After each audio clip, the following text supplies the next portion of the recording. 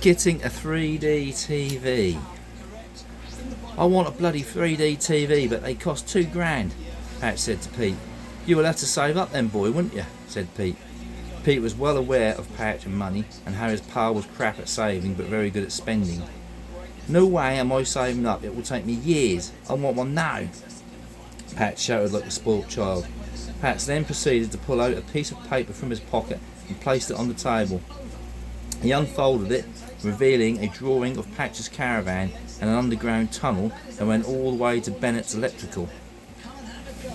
So you think it will take you years to save up? Well, it will take you decades if you think you're going to do what I think you intend to, Pete asked. Well, that's where you're wrong, my old son, Patch smiled. I've bloody dug 99% of it. I've just about 6 foot left and 4 more upwards and we will be in the storeroom. Patch had a very pleased look about him. Bloody hell. We can get loads of stuff, not just a 3D TV, Pete replied.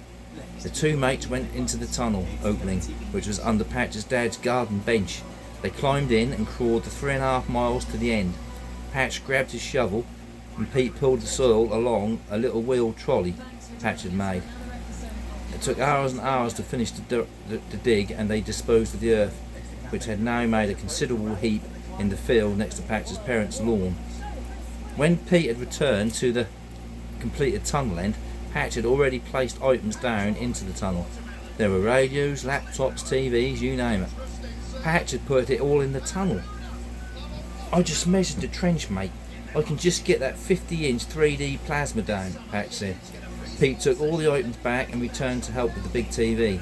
They managed to place it onto the trolley and they both went back together with it. They got back and got it out and covered the entrance to the trench. Patch plugged it in and said, "Shit, I didn't get any 3D glasses." "You bloody dickhead," Pete chuckled. So Patch had to crawl all the way back and get the glasses.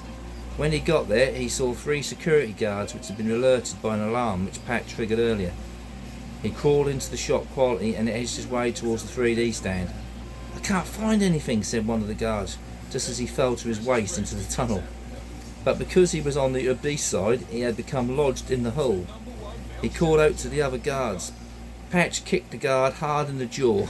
The force of the kick made the fat face of the man bite down hard on his tongue, severing it, and it fell onto the shop floor. Blood gushed from the stump, and the man gargled on his own blood. Jesus. The 2 other guards came to his rescue, but Patch was ready. He knocked one out with a very nice looking DAB radio and pushed the other's face through a glass display. A long shiver of glass punctured his eye socket and continued through his brain, killing him instantly. Patch then had to pull with all his strength the large lump of a man from his tunnel. He popped out, sending Patch flying backwards. He landed with a crash, knocking into some boxes. As they fell, one landed in his lap. It read on the label, "Sony 3D glasses."